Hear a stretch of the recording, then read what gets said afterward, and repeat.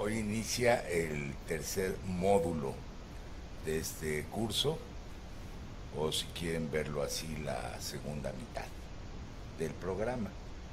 En la primera nos concentramos en los que podrían llamarse movimientos históricos a través de dos bloques. El primero, que tiene una relación muy estrecha con el fenómeno del autonomismo o de las luchas por la autonomía en las universidades de América Latina.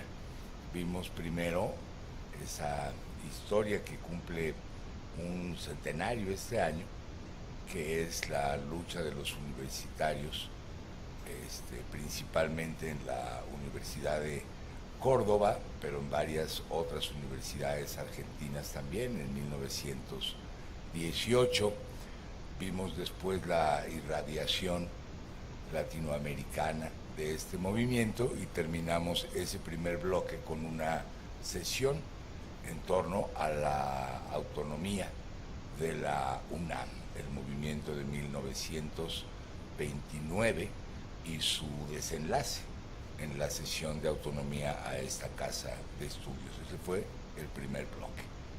El segundo estuvo enteramente concentrado, o principalmente concentrado, en el 68. Vimos los movimientos de los 60 y del 68, primero en Estados Unidos, después en Francia, y por último la sesión anterior, el caso de México y el 68. Ahora vamos a dar un brinco temporal hacia los años 80, que es una década también muy significativa. En América Latina pues representa el ocaso de las dictaduras militares y la instauración de los regímenes civiles, pues en Argentina, en Uruguay, en Chile, en Brasil, en Bolivia, en Ecuador, en Perú, etcétera, etcétera. Prácticamente en todo América Latina, incluso en América Central, en los países de América Central.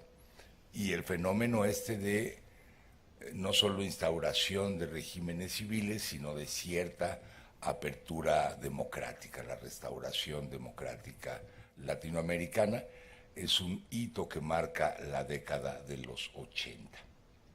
Pero también los 80 están caracterizados por el surgimiento y desarrollo de dos fenómenos de alcance mundial, que van a marcar el futuro inmediato hasta el presente. Uno es el fenómeno de la globalización, es decir, la apertura comercial de los mercados, su integración, la formación de bloques regionales y de tratados de libre comercio, etcétera, etcétera, y todas las instituciones y operaciones que tienen que ver con ese fenómeno de la globalización, por un lado. Y por otro, el desarrollo de esto que hemos llamado el neoliberalismo, ¿no? Primero en Chile, inmediatamente después en Inglaterra, en Estados Unidos, es la época de Margaret Thatcher y de Ronald Reagan, que van, digamos, a prefigurar un nuevo tipo de Estado, no más el Estado para el desarrollo social, el Estado benefactor, sino esta suerte como de hegemonía del mercado y los intercambios de esa naturaleza, también a nivel global. Entonces, época de restauración democrática, pero también de globalización y neoliberalismo. Y vamos a comenzar con la presentación del caso de Argentina, con este tema ya apuntado de qué significó para las universidades y los movimientos de estudiantes el fenómeno o los procesos de restauración democrática. Y para ello contamos en esta ocasión con dos invitados, Leticia Pogliaghi, que es uno de los integrantes más recientes del Seminario de Educación Superior. Ella es investigadora en el Instituto de investigaciones sobre la universidad y la educación, el ISUE. Se formó como especialista en relaciones de trabajo en la Universidad de Buenos Aires y también en tema básicamente el mismo en sus estudios de posgrado.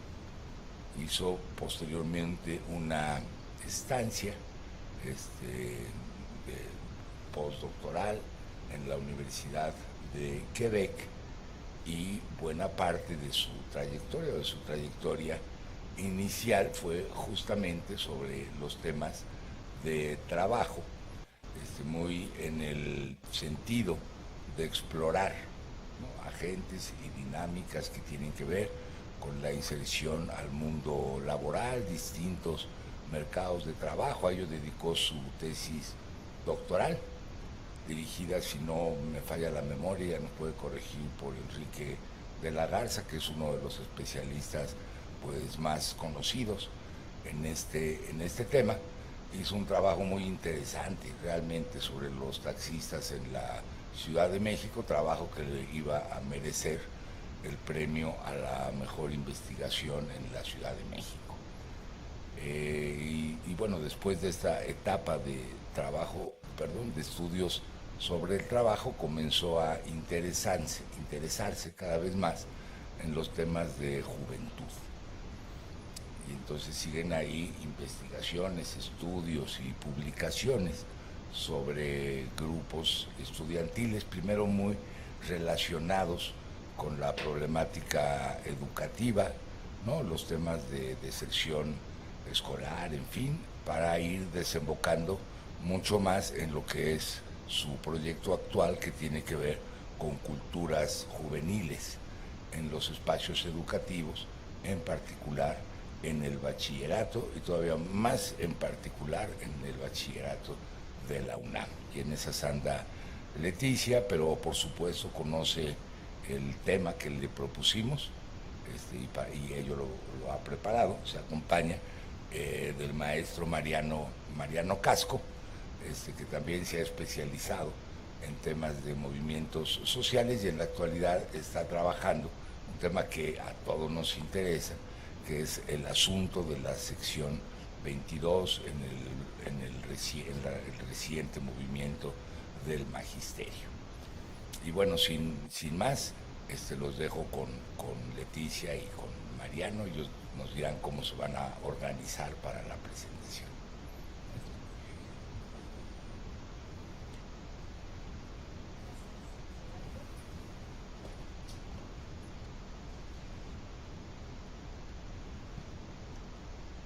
Ahí va. Gracias Roberto por la presentación, y gracias otra vez más a Jorge por la coordinación y la invitación a presentar algunas reflexiones en el marco de este curso. Voy a comenzar haciendo una presentación, ahora les voy a contar de qué se trata, sobre los estudiantes, el movimiento estudiantil y la universidad en esta etapa de transición de la última dictadura militar en Argentina y la restauración de la democracia.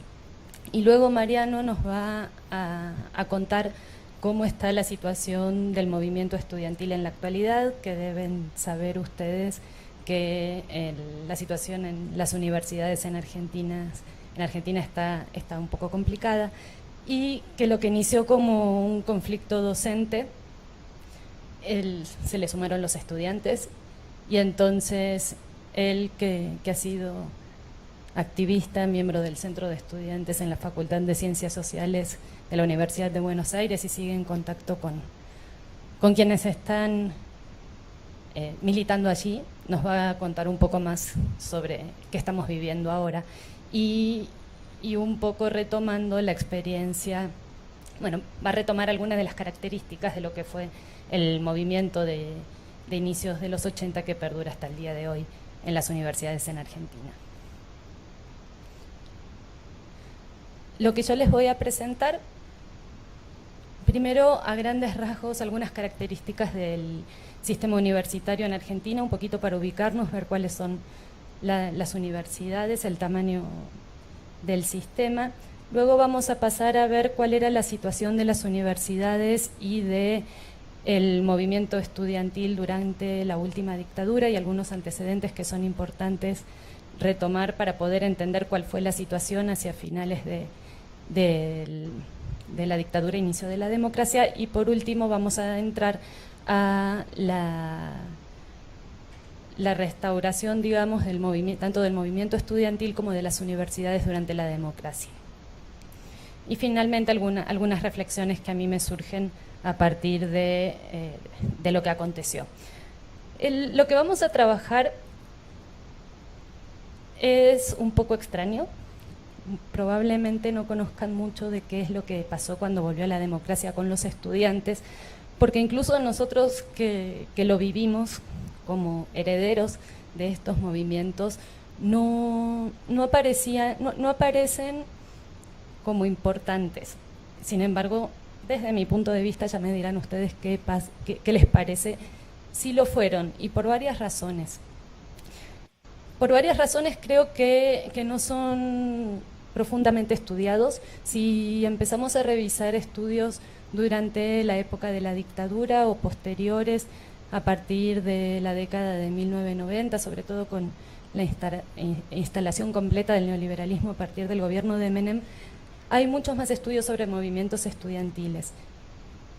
Yo creo que en parte tiene que ver porque quedaron subsumidos a los movimientos de derechos humanos, que fueron muy importantes durante la década del 80, y que estos movimientos estudiantiles también van a llevar esa bandera, pero por otro lado porque no mostraron una espectacularidad o no mostraron la radicalidad que habían tenido movimientos estudiantiles previos u otros que vinieron sobre todo después del 2000.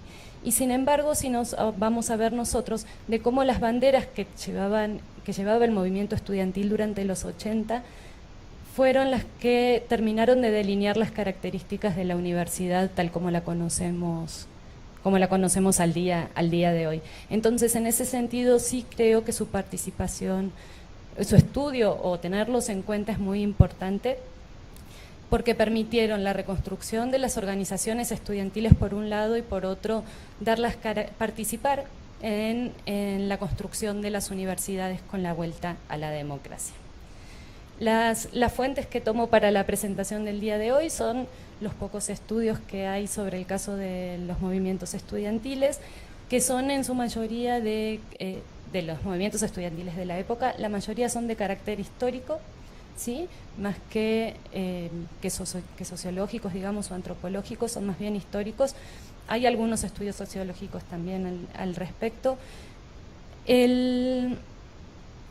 Algunos materiales hemerográficos, aun cuando no lo estudiábamos o no fueron tan estudiados de la academia, si se hace un rastreo en los periódicos de la época, sí había una presencia importante y sí había un reconocimiento a la actividad, a la acción estudiantil. Y por otro lado iré mechando con algunas, no experiencias personales, porque del momento en que vamos a hablar, yo estaba recién entrando a la escuela primaria, pero que fuimos como quienes participamos en alguna actividad política estudiantil llegados a la universidad y en parte en la secundaria también, y luego como docente, y donde tuve actividad más bien gremial. Las cuestiones que se establecieron en este momento y que fueron la lucha del movimiento estudiantil fueron retomadas por nosotros, y entonces a partir de esta experiencia es que les podré ir contando quizás algo más vivencial.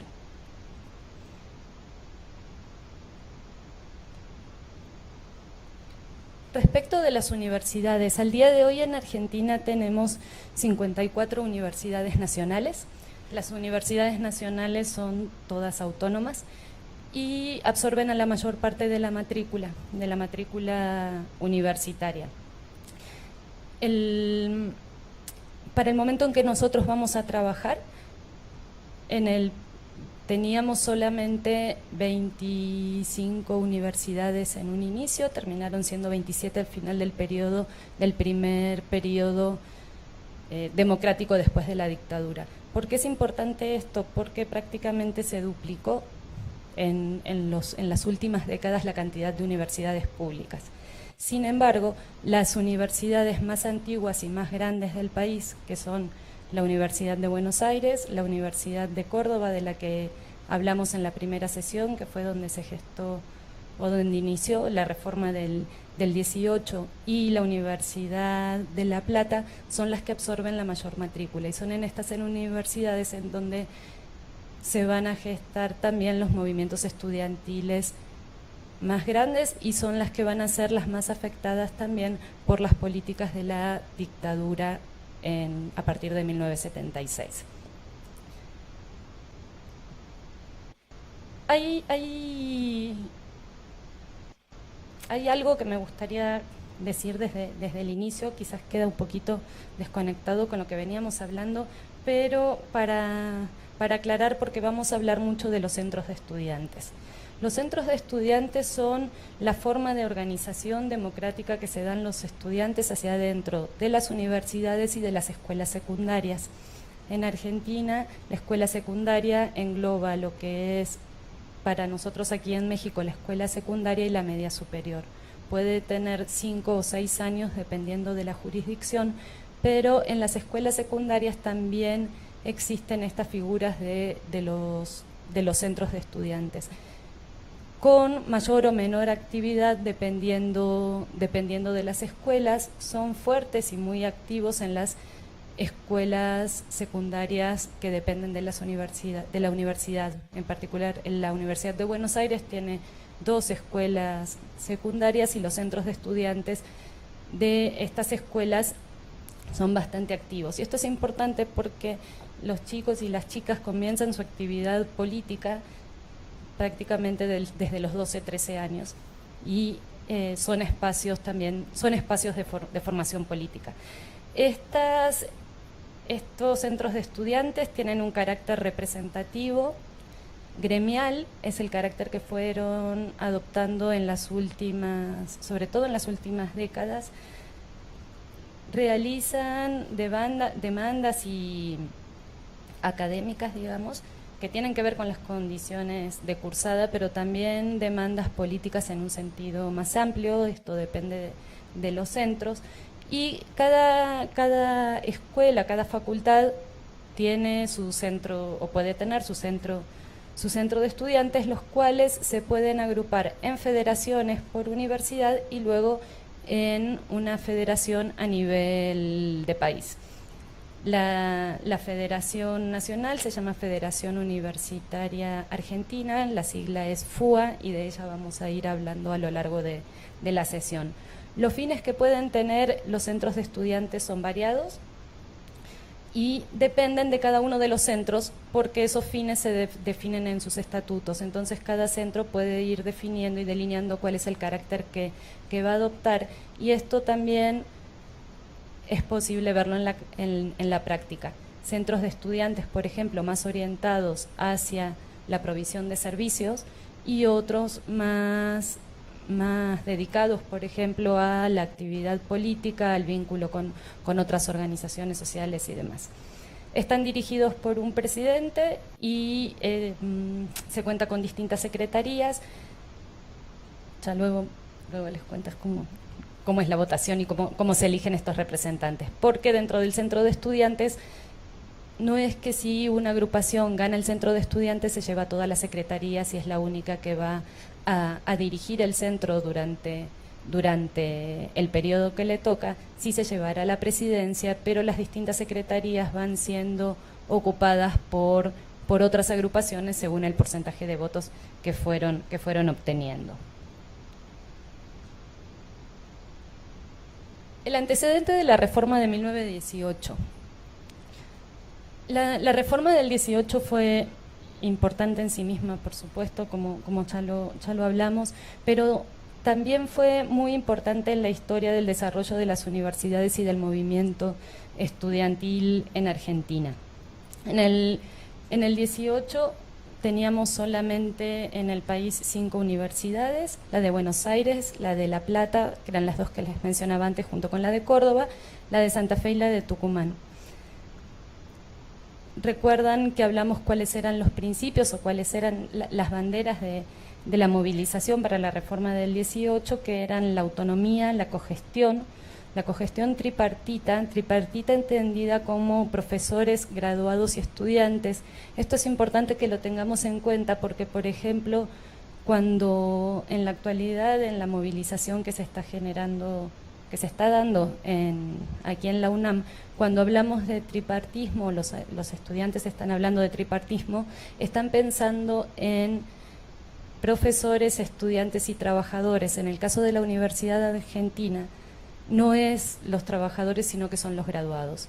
Los graduados de las universidades seguimos teniendo, si yo estuviera en Argentina, podría seguir votando mis representantes para el gobierno de la universidad. La otra bandera era la docencia libre y el anticlericalismo. Esto era importante.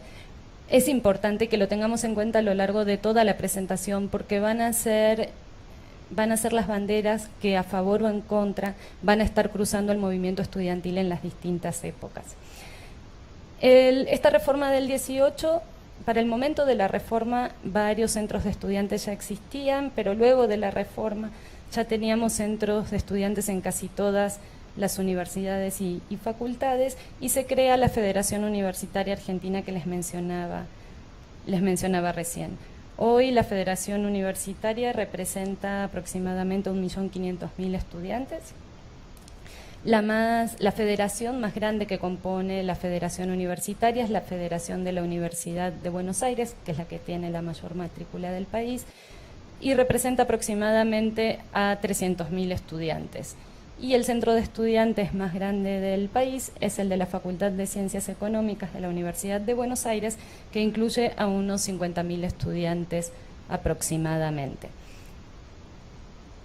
Estos datos para que dimensionen cuál es el tamaño o las características de quiénes, no quiere decir que los 50.000 de Económicas, los 300.000 de la Universidad de Buenos Aires o 1.500.000 estudiantes de la universidad participen de manera activa en la movilización estudiantil, pero sí son quienes forman parte del gobierno de las universidades del país, y que además tienen la oportunidad y la posibilidad de hacerlo, ¿no? De elegir de manera delegada a las distintas autoridades.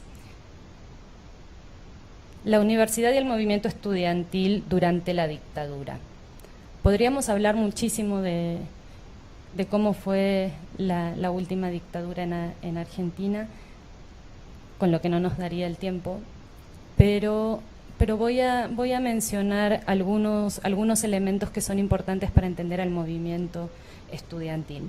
Primero, que la represión y la vida universitaria ya había cambiado antes de la última dictadura.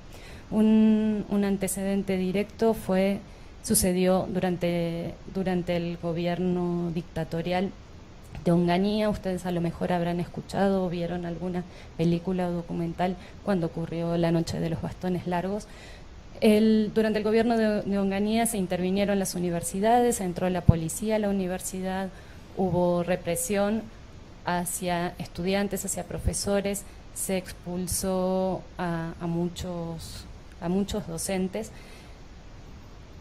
Pero durante todo el periodo de 1930 hasta 1983 o hasta el 89 podríamos incluir, hubo una alternancia periódica entre gobiernos dictatoriales y gobiernos elegidos más o menos democráticamente. Digo más o menos porque en determinados momentos además había proscripción de algunos partidos políticos, pero hubo una sucesión de distintos gobiernos militares y de gobiernos civiles.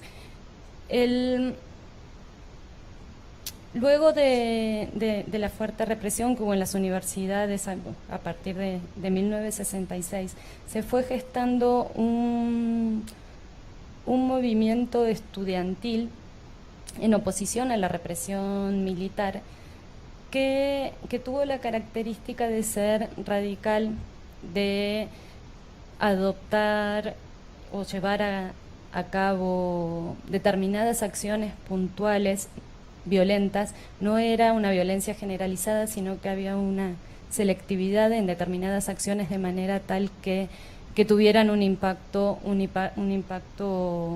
social fuerte, y sí se pensaba en ese momento que la forma de poder llevar adelante el cambio podía ser a través de la vía insurreccional. Esto llevó a que en 1974, bueno, las universidades seguían intervenidas, pero con la nueva vuelta de Perón al gobierno, los normalizadores, interventores que se establecieron en ese momento, trataron más o menos de ordenar la situación, pero y los estudiantes tuvieron una actividad política importante durante esa época adentro de las universidades, pero duró poco hasta que Perón murió y asume en su lugar quien era la vicepresidenta, Isabel, que era su esposa, y con ella comienza a instalarse en Argentina algo que mencionaba Roberto antes, que es la instalación del modelo neoliberal en el país.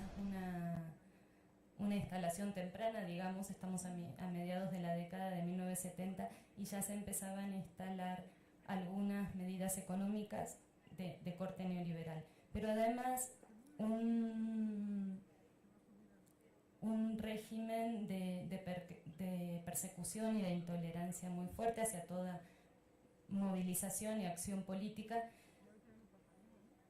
y no necesariamente llevada a cabo por las Fuerzas Armadas, sino por grupos paramilitares que tuvieron como blanco y como objetivo particular a los estudiantes. Había que desarmar la movilización de izquierda que se había gestado a inicios de la década de 1970 y erradicar a toda posición de izquierda cercana al peronismo o comunista o trotskista. El periodo que inicia en 1976, que se llamó Proceso de Reorganización Nacional, tuvo una sucesión de diferentes presidentes de facto, por supuesto, que eran definidos en cada momento, que fueron representando a los tres brazos de las Fuerzas Armadas, al Ejército, a la Marina y a la Aeronáutica. Hubo momentos más crudos de represión y de muerte, sobre todo, y desapariciones al inicio del periodo. Y hacia el final, con el cuestionamiento que había social hacia el gobierno militar, por un lado, por la incapacidad de controlar la situación económica, la inflación era muy fuerte, había un crecimiento de la pobreza que no se estaba pudiendo controlar, y termina de eclosionar con la Guerra de Malvinas, ¿sí? Cuando en 1982 se pierde la guerra con Inglaterra y no se recuperan las islas que ya estaban en manos de los ingleses. Entonces, a partir de 1982, ya desde 1981 había empezado a aparecer una actividad o un cuestionamiento político más fuerte, pero sí con la guerra de Malvinas cambia el panorama directamente, y es el inicio del fin de la dictadura y el acuerdo para el llamado elecciones en 1983, elecciones democráticas, y el 10 de diciembre de 1983 asume Raúl Alfonsín como presidente de la Argentina. ¿Cuál fue la situación de las universidades durante la dictadura? Como les decía, el antecedente directo había sido la intervención que había realizado Onganía en 1966. Había habido un avance en la democratización que fue interrumpido hacia fines de 1974, pero durante todo el periodo la universidad se volvió en un campo de lucha entre diferentes intereses, entre los intereses de los gobiernos militares, de los partidos políticos y de los propios grupos grupos estudiantiles que en ese momento estaban radicalizados. A partir de la intervención de 1974, las universidades pasan a estar de alguna manera controladas por las fuerzas de seguridad y represión hacia adentro de las universidades, a través de estas figuras de los paramilitares que les decía, por ejemplo, o de policías vestidos de civil. Pero el movimiento estudiantil no fue el único afectado. Durante el periodo se dieron 15.000 cesantías entre docentes universitarios y profesores de escuelas medias pertenecientes a la universidad, lo que es muchísimo, es muy grande el número de docentes cesanteados. Y los estudiantes fueron uno de los más afectados, además, por la represión y por la desaparición que llevó a cabo la dictadura militar. Según los datos de la CONADEP, los datos oficiales de los desaparecidos, 21% del total desaparecidos en el país eran estudiantes, sobre todo estudiantes universitarios y secundarios. Entonces, a partir de que se instala el proceso de reorganización nacional en 1976, lo que se plantean era como meta cambiar el lugar que había tenido la universidad en la sociedad, que cuál era ese rol, el de ser un actor político, ¿sí? El espacio de formación de cuadros políticos y de movilización política desde la universidad. E identifican el origen del problema en la reforma del 18, con esto de que las universidades eran autónomas, de que había un acceso más o menos libre, que se habían incorporado distintos sectores sociales que no eran los que usualmente iban a la universidad. Había que cambiarle el carácter a la universidad. ¿Cómo se iba a hacer esto? A través de dos vías. Por un lado, a través del control político e ideológico, y por otro lado, por el redimensionamiento del sistema universitario.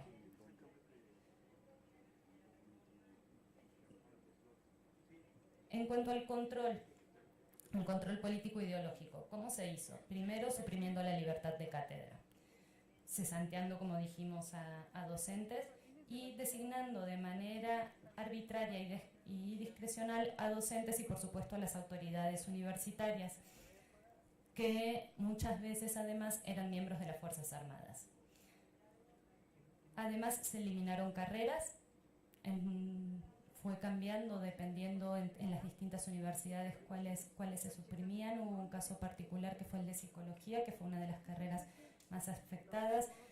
Se suprimió antropología en la Universidad de Mar del Plata, en la Universidad de Buenos Aires se separaron carreras que se encontraban dentro de una misma facultad, como filosofía y letras, con sociología y pedagogía, se las separaron de manera tal de tratar de separar a los estudiantes, ¿sí? Tratar de limitar la concentración de estudiantes en una misma facultad. Pero si bien las humanísticas y sociales fueron las más afectadas, también se afectó a las carreras de ciencias.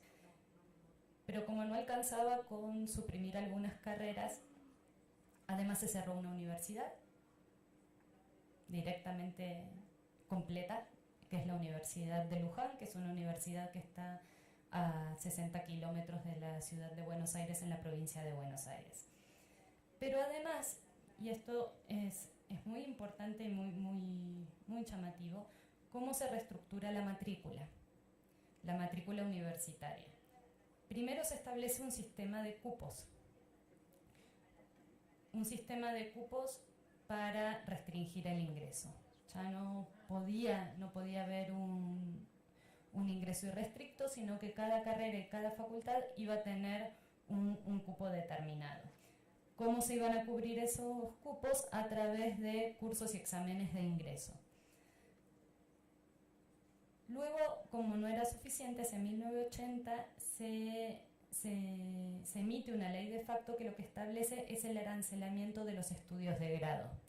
Y esto fue el inicio o el hito que da a la reorganización y a la reagrupación de los estudiantes.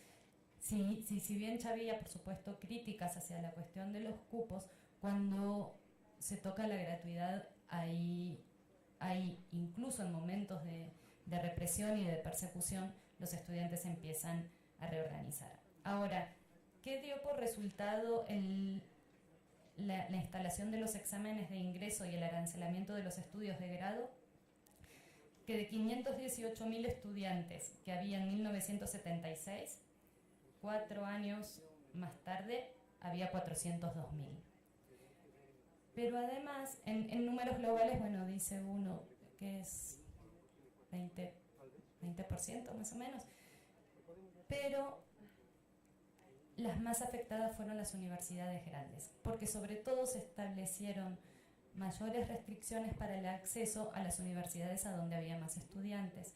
Fíjense en el caso de la Universidad de Buenos Aires, en 1974 había 40.285 estudiantes, y en 1977, cuando el gobierno dictatorial solamente llevaba un año, el ingreso fue de 13.332. Entonces, el achicamiento de las grandes universidades fue terrible y dio paso al crecimiento de la matrícula en universidades privadas. Pero la universidad pública seguía siendo y siguió siendo la más importante en absorción de la matrícula. Ahora, ¿qué pasó con esos estudiantes? Con esos estudiantes que ya no podían ingresar a la universidad, muchos de ellos fueron absorbidos por el sistema de educación superior no universitaria, ¿sí? Sobre todo en carreras técnicas y carrera docente, institutos de carácter público también, pero no universitario. Y la matrícula crece muchísimo, pasando de 1976 con 68.000 estudiantes en estos institutos de educación superior a 1983 con 164.000 estudiantes. Otra de las medidas que se hizo fue restringir la creación de conocimiento científico, tecnológico y cultural en las universidades. Parte del presupuesto en ciencia que se transfería a las universidades dejó de ser la mayor parte del presupuesto que recibían las universidades para el desarrollo científico fue limitado, y lo que un efecto colateral, efecto no deseado, como queramos llamarlo, fue que se consolidaron núcleos de investigación y de enseñanza que se encontraban por fuera del circuito universitario y que pasaron a ser centros de pensamiento y de reflexión importantes para el momento de la dictadura, y con la vuelta a la democracia, que lograron sostenerse por el financiamiento externo. Me refiero, por ejemplo, al caso de Flaxo, ¿sí? La sede de Buenos Aires, o el CEDES, que fue un centro de pensamiento muy, muy importante, incluso para la difusión del conocimiento. Las revistas y editoriales y publicaciones no se permitían publicar, pero sí hubo algunos espacios de resistencia, como por ejemplo el CEAL, que era el Centro Editor para América Latina, que siguió publicando y que fue una manera de resistir, igual muy, muy, muy, muy limitado.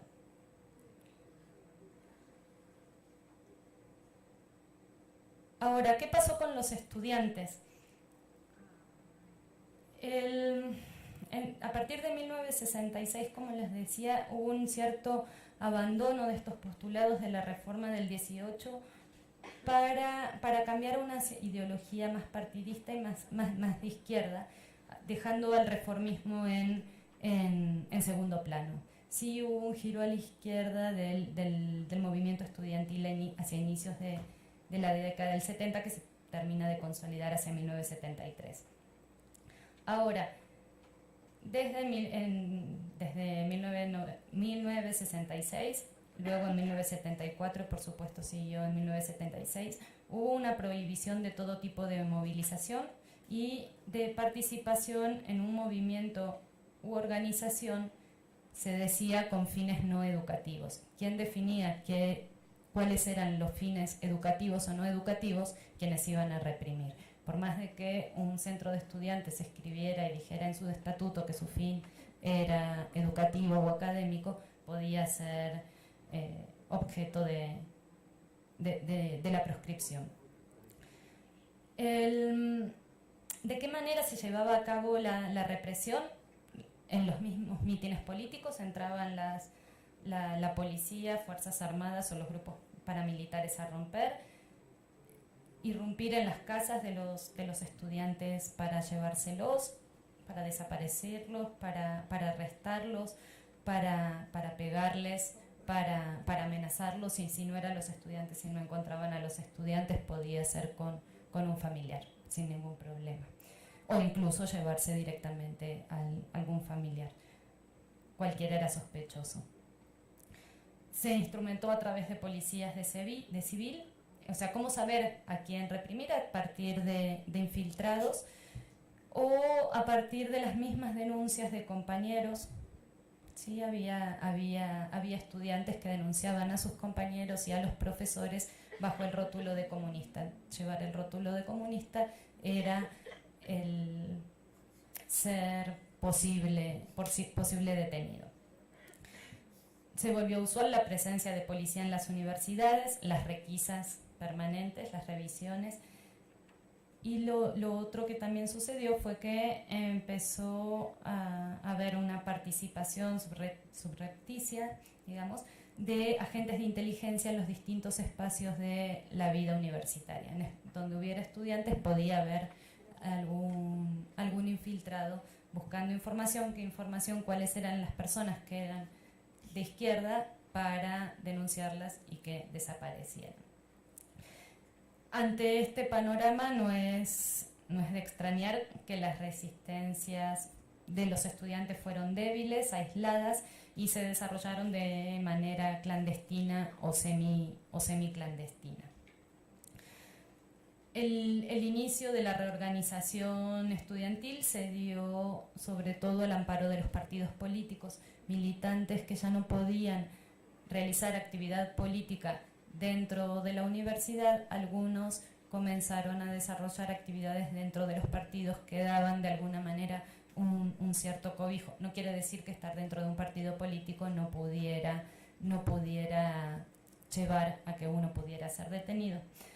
Se empezó a dar esta reorganización subterránea, les decía, a partir de que se decide el arancelamiento de las universidades en 1980, y la Federación Universitaria Argentina, que siguió existiendo de manera clandestina, por supuesto, durante el periodo, sacó una solicitud en un periódico denunciando el arancelamiento. Esa es como la primera gran aparición de la Federación Universitaria luego en el periodo del golpe militar. Y sí comienza a ver, y se empiezan a reagrupar y a juntar los cabecillas o los líderes de distintos grupos estudiantiles, y comienzan a pensar cómo rearmar al movimiento estudiantil, todavía de una manera muy tímida. Sí, hacia 1982 se va a visibilizar la reorganización y la acción estudiantil. Ahí empezaron a desarrollar formas creativas, podríamos decirles, de cómo actuar. Por ejemplo, en la Universidad de Buenos Aires, por lo menos, se instalaron mesas en las puertas de las universidades para solicitar, para donación de sangre. Estábamos en plena guerra de Malvinas, y ¿quién iba a censurar o iba a decir que estaba mal que los estudiantes juntaran sangre para los soldados? Entonces, a partir de estas mesas de la donación de sangre, empezaron a volantear, a repartir papeles, difundiendo ideas políticas, por supuesto, que iban más allá de la donación de sangre.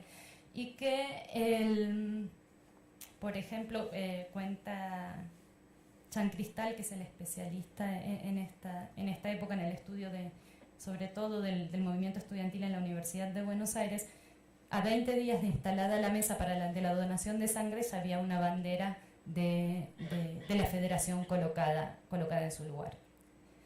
Entonces, esta fue la manera en que se empezó a gestar y a reorganizar el movimiento estudiantil. Se empezaron a llamar, incluso antes de las elecciones para presidente, a elección de centro de estudiantes. Ya se estaban empezando a reorganizar los centros de estudiantes, no estaban habilitados, por supuesto, pero fue un momento político y social con la junta militar tan deslegitimada que se logró hacer esto. Entonces,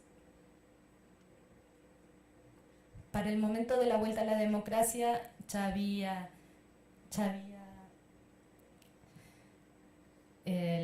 centros de estudiantes que estaban rearmándose. Ahora, ¿qué pasó? Con la vuelta a la democracia teníamos universidades que estaban achicadas en tamaño, como vimos antes, con la matrícula reducida, con profesores que habían sido designados por el gobierno militar, cuyos concursos eran de dudosa procedencia o de dudoso resultado, mejor dicho. Pero la universidad volvió a ser el espacio de socialización y de encuentro político, con un carácter diferente que el que se había dado a inicios de la década de 1970, pero sí fue un espacio desde donde reconstruir y dar vida concreta a la democracia. Ya se venía dando, de hecho, las elecciones de centros de estudiantes en los que había ganado en la gran mayoría la Franja Morada, que es la agrupación, el brazo estudiantil de la Unión Cívica Radical, que es el gobierno que va a ganar las elecciones del 83, fue un espaldarazo, digamos, a las elecciones que iban a venir a nivel nacional. Entonces, cuando asume el gobierno de Alfonsín, resulta que la mayoría de los centros de estudiantes eran del mismo signo político que el del gobierno que había ganado. Quizás esto puede explicar de alguna manera que este movimiento no haya resultado tan espectacular, pero que cuando veamos el programa, y ahora lo vamos a ver un poquito más adelante, cuál fue el resultado de la universidad en la época de la democracia, llevan las banderas que tenían los estudiantes. ¿Qué querían los estudiantes? Querían un modelo reformista de universidad. Querían volver a los postulados de la reforma del 18, a la autonomía, al gobierno democrático a través de los 3 claustros, y esto es retomado por el gobierno cuando decide el proceso de normalización. Es importante mencionar que para este gobierno democrático que asume, la universidad fue uno de los ejes centrales, uno de los pilares por supuesto que había un país devastado y que había muchísimo para hacer, pero que el ojo fue puesto en la universidad y la acción política también. En 6 meses ya por supuesto que se había nombrado a un rector normalizador, cuyo apellido es Delich, que había sido además presidente de la Federación Universitaria Argentina años antes, y casualmente, o no, deberíamos investigar un poco más por ahí qué pasó. El presidente de la Federación Universitaria de Buenos Aires, en el momento en que asume Alfonsín y que tienen que comenzar a trabajar en la reorganización de la universidad, era el hijo de Delich. Entonces teníamos padre e hijo, a papá como rector de la Universidad de Buenos Aires y a su hijo como el presidente de la Federación Universitaria, como el representante de los estudiantes.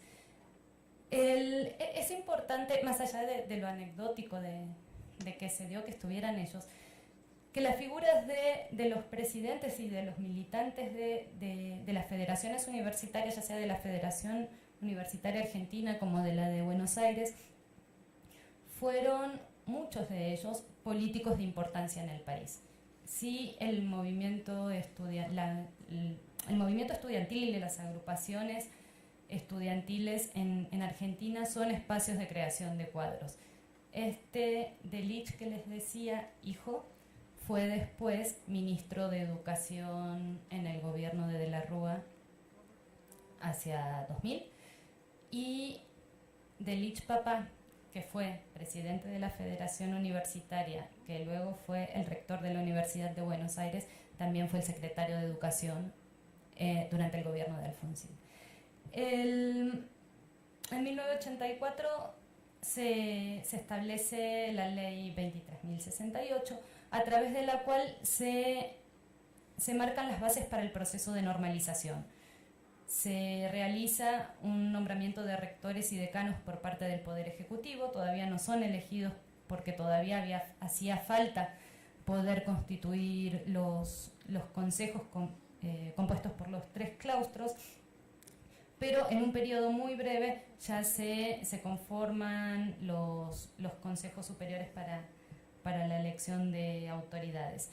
Se restablecen los estatutos universitarios de 1966, esto es, antes de la intervención que había hecho Onganía y que era un reclamo estudiantil que venía desde los 70, de que querían que las universidades volvieran a regirse por los estatutos anteriores, y eran estatutos que todavía tenían la impronta de la reforma del 18. Y la otra medida que se da muy importante, porque las universidades tenían que empezar a funcionar, era qué hacíamos con los docentes. Si sacamos a los que puso el gobierno de la dictadura, además me crece la matrícula, ¿qué hago? Entonces se dio la reincorporación de docentes que habían sido cesanteados por el gobierno militar. Se da de manera expresa el reconocimiento de los estudiantes como órganos de representación estudiantil. Se establece el acceso abierto a la universidad, se eliminan los cupos. Se da todavía mayor autonomía que la que tenían antes las universidades al regularse por ley la autarquía. Esto es que las universidades pueden crear su presupuesto, ajustarlo y ejecutarlo. Y por último y no menor, la gratuidad. La gratuidad que va a ser la gran bandera y el gran logro del movimiento estudiantil de la época. ¿Cuáles fueron los resultados de la instalación de esta restauración de democracia en las universidades? Se suprimieron los cupos y se suplantaron por una suerte de cursos de ingreso en la mayoría de las universidades. Algunas siguieron teniendo exámenes de ingreso para algunas carreras, pero en general se suprimió el requisito del examen de ingreso y la incorporación de estudiantes a través de cupos. La Universidad de Buenos Aires establece un sistema particular de ingreso a la universidad que se llama el ciclo básico común, se establece en 1985. Fíjense que los periodos son muy cortos, porque esta instalación, por ejemplo, del ciclo básico común hacia 1985, Alfonsín asume en diciembre de 1983. Entonces, en el lapso de un año hubo que reorganizar todos los planes de estudios y programas para ajustarlos al cursado de este ciclo básico común, que es un primer año en el que los estudiantes cursan 6 materias obligatorias y que deben aprobar. 2 son comunes a todas las carreras de la universidad, 2 por área y 2 específicas de la carrera.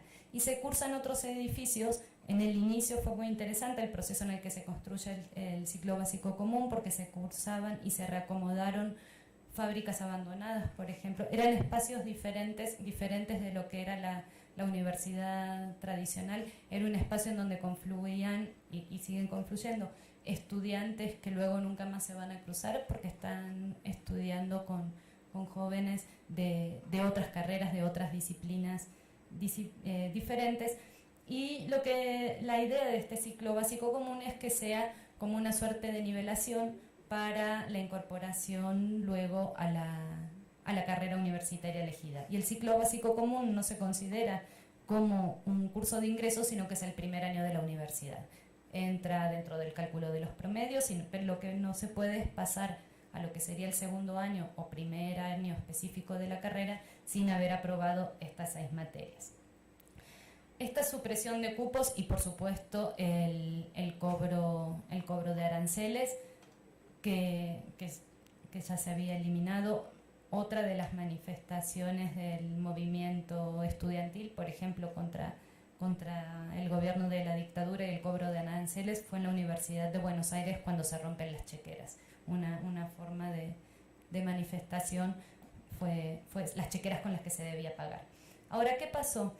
Hubo una explosión y un crecimiento enorme de la matrícula en estos años. Primero porque había gente que antes no podía entrar a la universidad y que, digamos, en la edad que deberían entrar a la universidad y que ahora iban a poder hacerlo, pero además porque había quedado un cúmulo de personas que no habían podido acceder en los años anteriores. Entonces, durante los primeros años de democracia crece muchísimo la matrícula estudiantil. En 1983 ingresaron 416.000 estudiantes, en 1984 500.000, no fueron tantos más, porque para el momento en que inicia el ciclo lectivo, que comienza en marzo en Argentina, ya se había hecho la inscripción durante el gobierno militar anterior.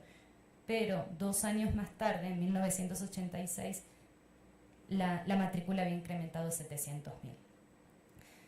Se reabre la Universidad de Luján, que había decidido el gobierno cerrarla. Se crea una universidad, la Universidad Nacional de Formosa. Es la única universidad que se crea durante todo el periodo de Alfonsín. Y esto es importante para cuando pensemos, ahora que pensemos sobre la matrícula y el crecimiento de la matrícula. Se crea una sola nueva universidad pública y no se habilita durante todo el periodo a la creación de ninguna universidad privada nueva. No quiere decir que dejaran de funcionar las que venían de antes, pero el crecimiento de la matrícula no fue absorbido por nuevas universidades, ni tampoco de manera significativa por la universidad privada. Ahora, con todo esto, que suena muy lindo y que fue muy lindo, aparecen nuevos problemas. ¿Por qué? Porque el presupuesto no creció. No creció en la medida en que necesitaba crecer para poder atender a la matrícula. Primero era necesario incrementar la planta docente, pero además hacía falta edificios e infraestructura, y sobre todo en los grandes centros urbanos, porque el mayor crecimiento se dio, todavía piensen que teníamos esas 25 primeras universidades que estaban sobre todo en los grandes centros urbanos. Había provincias del país que todavía no tenían universidades públicas, y entonces, ¿qué hacer con eso?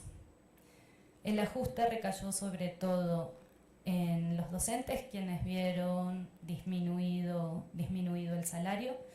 No pasó solo con los docentes universitarios, con la crisis que se dio a partir de la mitad del gobierno de Alfonsín hubo una crisis económica muy fuerte.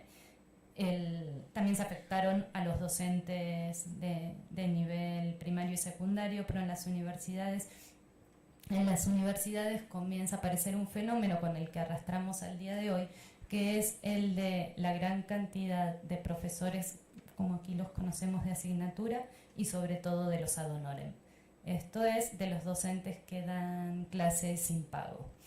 Entonces, sobre los docentes recayó buena parte del costo del acceso irrestricto y de la gratuidad, y por otro lado en las condiciones de estudio. Grupos muy grandes, salones que no alcanzan para dar espacio a la cantidad de estudiantes que están y demás. Entonces, si las condiciones de cursada no eran las óptimas, creo que no lo siguen siendo al día de hoy, pero podemos poner un debate. Yo, como ex estudiante como graduada de la Universidad de Buenos Aires y de haber andado por ahí de compañeros, creo que la mayoría seguiríamos sosteniendo que prefiero sentarme en el piso y que podamos estar todas adentro, a que eso no exista, ¿no? Pero bueno, este fue el inicio del acceso irrestricto. Uno termina la escuela secundaria, se anota en la carrera en que quiere estudiar y estudia.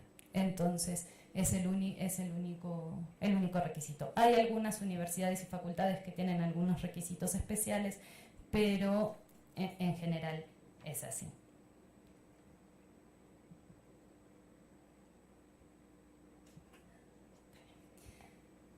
Ahora, ¿qué pasó con el movimiento estudiantil? La participación estudiantil estuvo asociada y enfocada sobre todo al restablecimiento de los centros de estudiantes, ¿sí? A estos espacios de acción política que habían existido, que ahora volvían a ser legales y que era desde donde se podía ejercer política.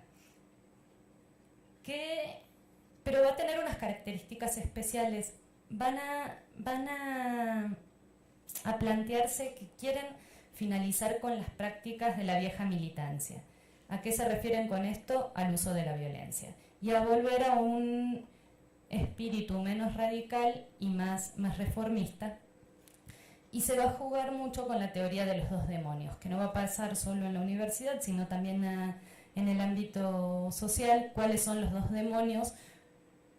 Por un lado la dictadura, sí, las juntas militares que llevaban el gobierno, pero por otro lado la izquierda peronista y la izquierda comunista y trotskista. Entonces, si se quiere ver, se plantean las organizaciones en un punto moderado, y si la bandera va a ser la del reformismo. En 1983 se realiza el Congreso de la Fuga y se restablece la Federación Universitaria de Buenos Aires, y en 1984 la Nacional. ¿Cuáles eran las demandas universitarias en el inicio de la democracia, que son las que se vienen trayendo desde la época de la dictadura? Es terminar con todo lo que huele a dictadura.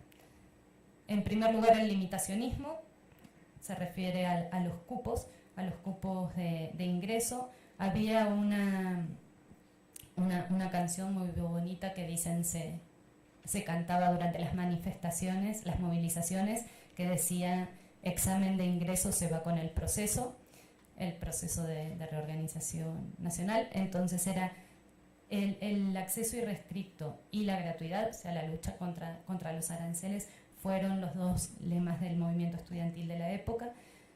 Luego, las malas condiciones de cursada que se tenían durante la época de la dictadura. Imagínense que estar cursando y teniendo policías dando vueltas no estaba muy bien, y tampoco era que las universidades tuvieran un gran mantenimiento y que las condiciones para los que podían estar dentro fueran las mejores. Los concursos fraudulentos de profesores, la ley de 1980, que era la que había establecido el arancelamiento, y estaban contra la no existencia del cogobierno universitario y contra la no autonomía. Pero además si lo vemos así, en realidad las demandas eran demandas contra lo que había. No era que estaban apareciendo temas nuevos o cosas nuevas o ideas nuevas, era volver al espíritu y a la forma de organización universitaria de la reforma que había dejado la reforma del 18 y que se había consolidado durante lo que se llamó la época de oro de la Universidad Argentina, que fue en la década de 1960. Era volver a ese tipo de universidad, pero sí hay una novedad en las demandas por los derechos humanos, ¿sí? Y de los derechos humanos, del ejercicio de los derechos humanos en general y hacia adentro de la universidad. Se unen a distintas movilizaciones que se daban en el momento, por ejemplo, con las Madres de Plaza de Mayo, pidiendo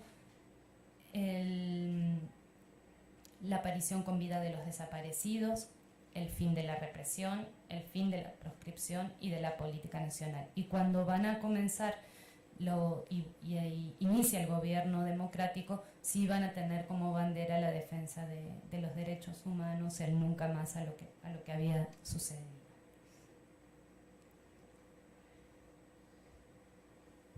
Algunas características importantes del movimiento de la época. Fue realmente muy alta la participación estudiantil. Las elecciones de centros de estudiantes son optativas, no hay obligación de votar, a diferencia de las elecciones para los órganos de gobierno de la universidad, que sí son obligatorias. En elecciones que son optativas para centros de estudiantes, en las primeras, cuando fueron las elecciones de centro para la Universidad de Buenos Aires, que todavía había gobierno de dictadura y todavía estaba el miedo a lo que podía suceder, la participación fue de aproximadamente 54%. Es realmente muy alto. Y con la vuelta a la democracia el promedio estuvo en 70%. Entonces, sí, la forma de participación, y esta es otra característica que va a imprimir el movimiento estudiantil en la época, es a través del ejercicio de la democracia, en el sentido del voto y de la representación y de la participación en los órganos previstos para el ejercicio democrático. Otra de las características importantes fue el apoyo de los partidos políticos. Hubo un fuerte apoyo de los partidos políticos a las agrupaciones estudiantiles por varias razones. Primero, por la importancia que tiene la participación política en la universidad como formadora política. Y estas agrupaciones estudiantiles van a pasar a ser los semilleros de los que salgan los futuros militantes o políticos de relevancia en el país.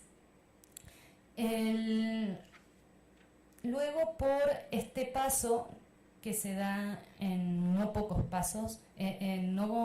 casos de la militancia estudiantil a la militancia partidaria y el apoyo de los estudiantes en la vida de los partidos políticos. Este periodo lo que marca también es la hegemonía de la Franja Morada dentro del movimiento estudiantil. No era la única agrupación, pero sí iba a ganar la mayoría de los centros de estudiantes, y entonces va a marcar una característica particular que a veces se presenta y la mayoría de las veces no, que es que el signo político de las agrupaciones de las universidades coincide con el del partido del gobierno nacional en turno. Entonces esto también imprime una característica particular a la forma de movilización, porque excepto en determinados momentos, la Franja Morada acompañó a la política nacional, y la política nacional iba muy en línea además con lo que se venía haciendo en la universidad, que era la restauración de la democracia. Entonces, sin embargo, hubo momentos en que la Franja Morada se puso en contra del gobierno, incluso llevó a fracturas o divisiones hacia adentro del Partido Radical. De hecho, en 1987, con la crisis del gobierno, también entra en crisis la Franja Morada, porque estas agrupaciones estudiantiles estaban muy asociadas al gobierno de turno. Si al gobierno de turno le iba mal, a la agrupación estudiantil, que es la que tengo cerca dentro de la universidad, también va a caer en desgracia, ¿no? Y pasa algo muy interesante, que es que surge o le empieza a disputar el liderazgo una agrupación política que se llama, o estudiantil, Unión para la Apertura Universitaria, UPAU por su sigla, que era la rama estudiantil de la UCD. La UCD era el partido liberal, un partido liberal en Argentina.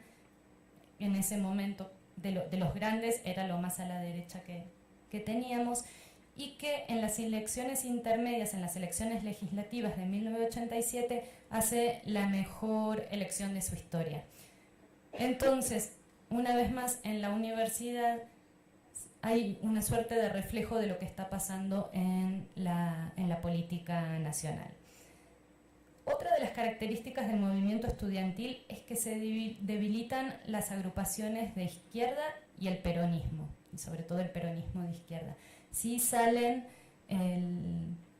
presentaban elecciones y no llegaban a obtener más que 1 o 2% en el mejor de los casos, y sí la Franja Morada, junto con el MNR, el Movimiento Nacional Reformista, que era el brazo estudiantil del Partido Socialista, pusieron muy alto el reformismo. Entonces, estas agrupaciones que no llevaban al reformismo como bandera fueron quedando de lado, o bueno, achicadas. Más adelante van a resurgir, pero no es en el periodo de la transición democrática. Y la otra gran novedad de la época, que era algo que no existía antes, es la aparición de agrupaciones independientes, cuestión que tenemos al día de hoy. Y agrupaciones independientes que van a tener, que podían ser tanto de derecha como de izquierda, y que su significado va a ser muy diferente.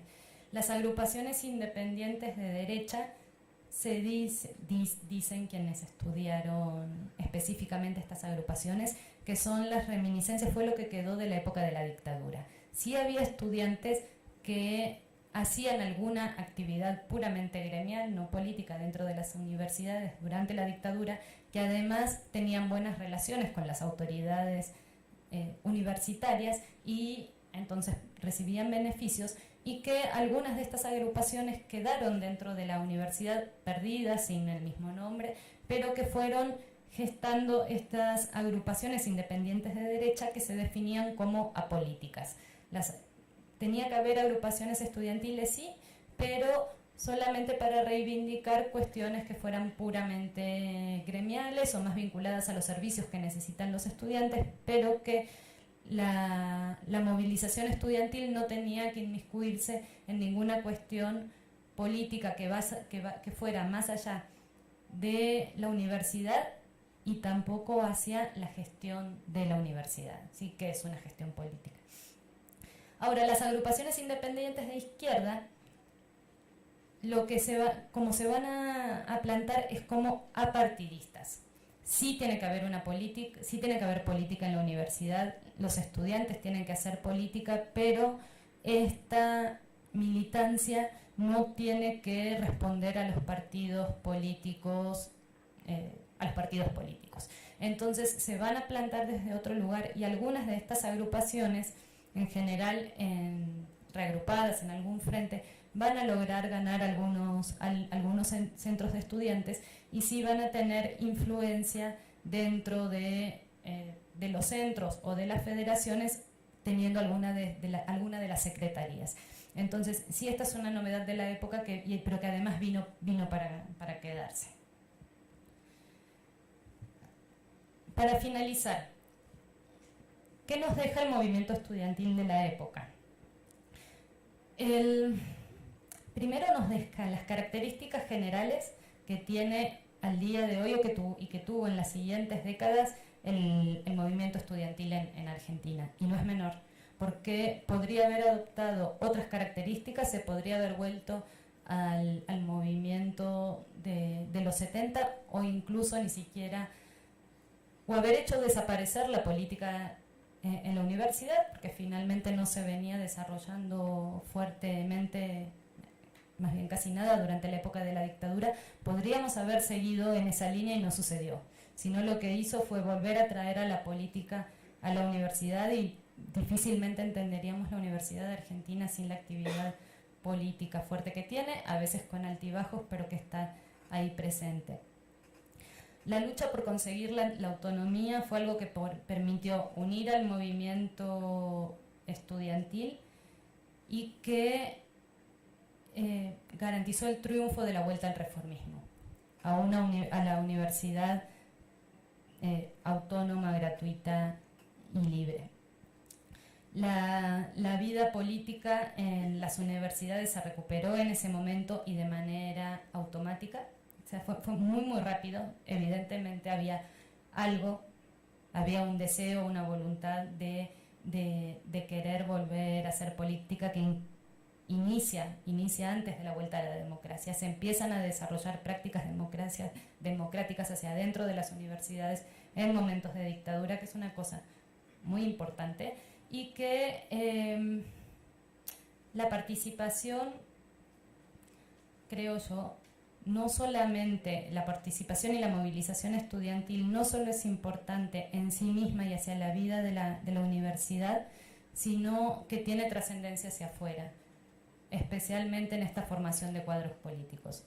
Sería muy interesante que hiciéramos las trayectorias. Mariano va a contar de algunos personajes importantes de la política argentina que salieron del movimiento estudiantil, y además muchos de ellos nunca terminan de dejar la universidad.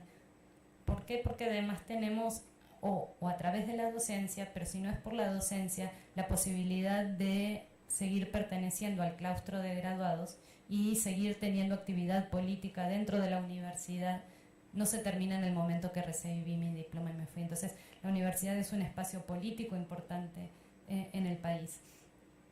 Y sobre la universidad tiene efectos este movimiento estudiantil y el proceso de normalización que se dio con el gobierno democrático fue importante en el sentido de que se abrió a nuevos sectores sociales ingresaron a la universidad, proceso que se profundizó a partir de la apertura de nuevas universidades en la década de 1990 y después en los gobiernos de kirchneristas, que al día de hoy se sigue manteniendo el ingreso abierto, incluso cada vez más. La Universidad de La Plata seguía manteniendo algunos exámenes para ingresar a determinadas carreras y ya se lograron eliminar. O sea, llevó tiempo, los cambios de los que hablamos no son de un día para el otro, pero el acceso irrestricto sigue siendo de esas cosas que no se negocian. Hay una mayor libertad académica, por supuesto, de libertad de cátedra que antes no existía, que se instala en este momento, que fue demanda de los estudiantes y se mantiene al día de hoy, y la autonomía sigue siendo el valor central de la vida universitaria. Gracias.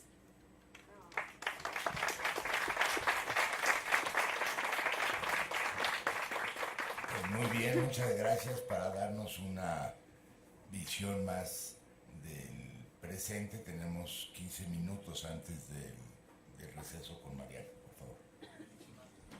Muchísimas gracias a todos y a todas. Bueno, voy a dar un panorama general sobre el movimiento estudiantil en la Universidad de Buenos Aires, en la Federación de la Universidad de Buenos Aires, la FUBA. Panorama muy a grandes rasgos desde el 2001 a la fecha. Lo importante es que las características que marcó la doctora Pogliagli, que aparecen en la década del 80, se mantienen hasta el presente. Por ejemplo, la centralidad de los centros de estudiantes, la centralidad de las agrupaciones políticas y la importancia de la falta de presupuesto, porque se expresan los conflictos estudiantiles que generalmente se reclama mayor presupuesto. Entonces, voy a contar brevemente cómo esto se expresa en los últimos años en la lucha estudiantil.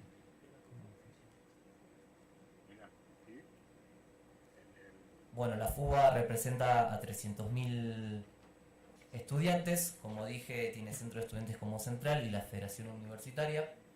Se realizan elecciones a centro de estudiantes todos los años, en donde las agrupaciones presentan diversas listas, se sacan diversos porcentajes, y a partir de ahí también se obtienen los delegados para la presidencia de la Federación Universitaria de Buenos Aires.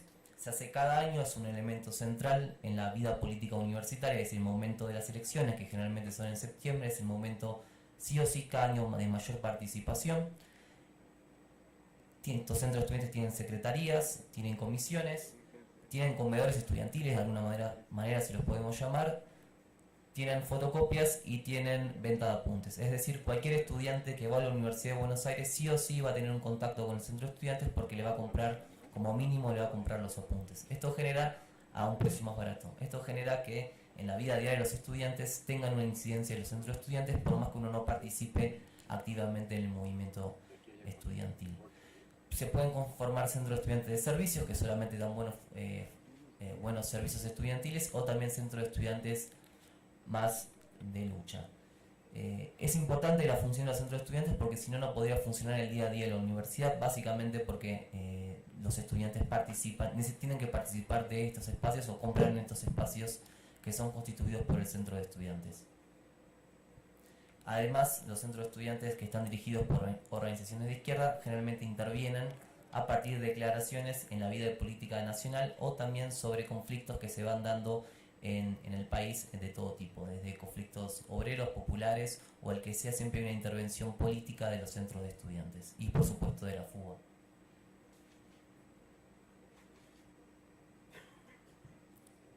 ¿Qué quiero decir con la relevancia de esas agrupaciones políticas?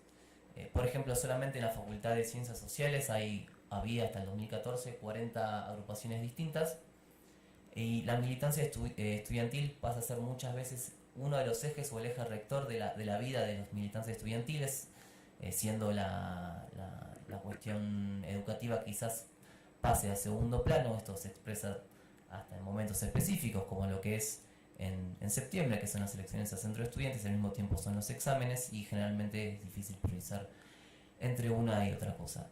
Un dato que es central es la aportación de cuadros políticos y sindicales que da el movimiento estudiantil a lo que es la vida política nacional. Ahí tengo 3 ejemplos que se ven en concreto. Son 3 militantes de la década de los 90, inicio de los 2000, que los 3 son actualmente figuras de cierta relevancia, podríamos decir, en la vida política tanto de la ciudad como a nivel nacional o del partido al cual pertenecen. El mejor ejemplo de los 3 es Kicillof, ex ministro de Economía del kirchnerismo, que empieza su militancia o participa de la militancia estudiantil en la Facultad de Económicas en la década del 70, en una agrupación de los 90 y fines de los 90, que es TNT. El otro es Jacobiti, y el otro es de un partido trotskista que se llama Partido Obrero, que es actualmente el principal partido trotskista en Argentina. Y también da un conjunto de cuadros sindicales que luego de finalizar la universidad se expresan en multiplicidad de sindicatos a lo largo y ancho del país. Ahí tengo un ejemplo, pero podríamos seguir mucho más con otros tipos de ejemplos. Y a la vez todos los presidentes de la FUBA desde el año 2001 a la fecha han tenido participación política fuerte. Si uno agarra el panorama político del 2001 a la fecha, en la Universidad de Buenos Aires ve 2 agrupaciones: la Unión Cívica de Radical, la Franja Morada, y después el trotskismo, principalmente el Partido Obrero, que le logra ganar a la dirección de la FUBA, la Franja Morada, que la pierde en el año 2001 en plena crisis del 2001, y la ha logrado mantener hasta casi la fecha, en donde en la actualidad ya hay, como si se quiere, 2 fugas. Hay un problema en la elección de los estudiantes que se dio este año en la Federación Universitaria de Buenos Aires.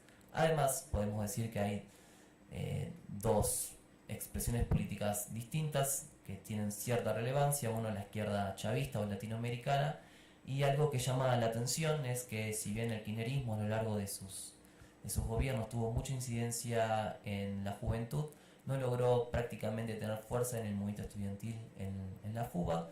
Apenas logró ganar un centro de estudiantes, el de Sociales, en el año 2015, pero nunca tuvo mucha inserción, lo cual es realmente llamativo si vemos la fuerza que tuvo en la juventud, principalmente luego del 2011.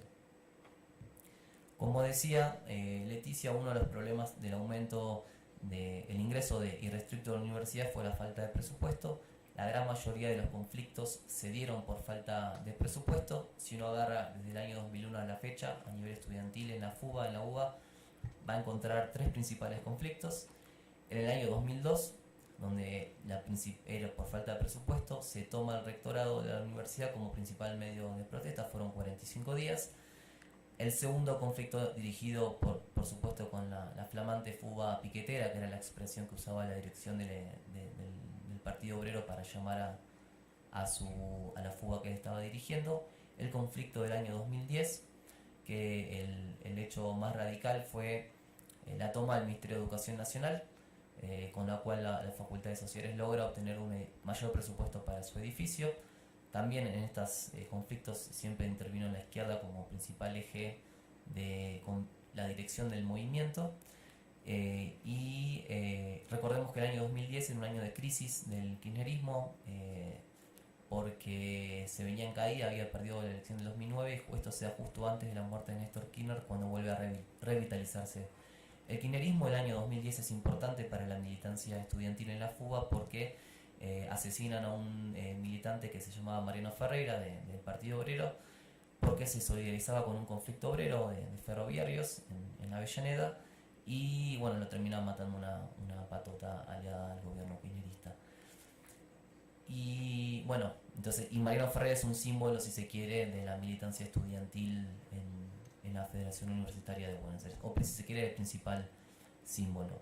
Y el tercer y último conflicto que se dieron en estos últimos 18 años se dio específicamente ahora, que, si se quiere, tuvo menos radicalidad que los anteriores en cuanto a métodos de acción, repertorio de acción colectiva, pero sí tuvo mayor masividad.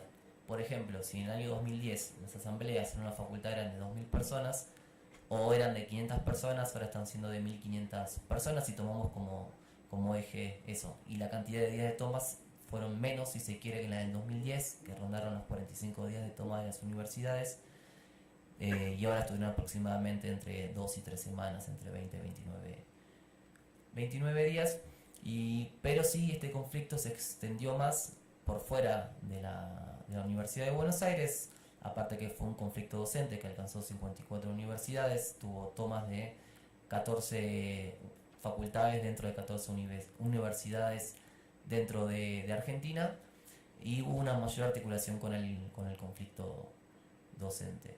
Y esto que hablábamos de la relación entre la situación política y la situación al interior de la universidad, en el medio de este conflicto, hace unos pocos días, el trotskismo vuelve a ganar un centro de estudiantes que había perdido frente a la Franja Morada, que es uno de los más importantes, que es el centro de estudiantes de la Facultad de Medicina.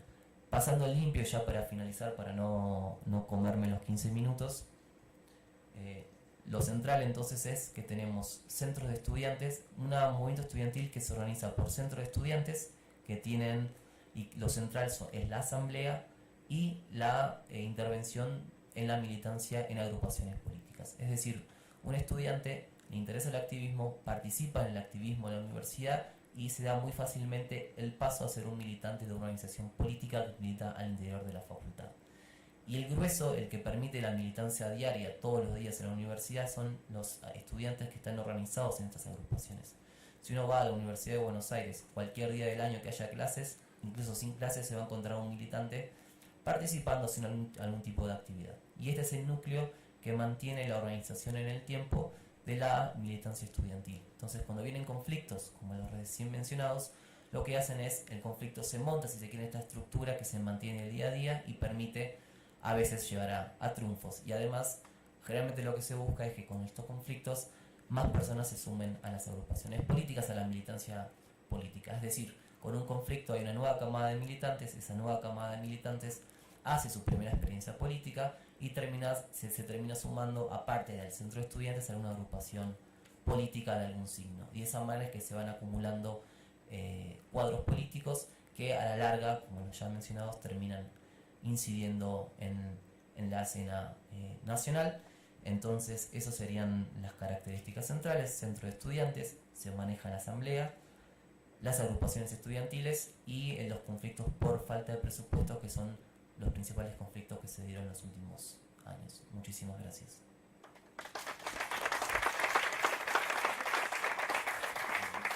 Muchas gracias a Mariano por su intervención. Y bueno, vámonos a nuestro receso y regresamos para preguntas.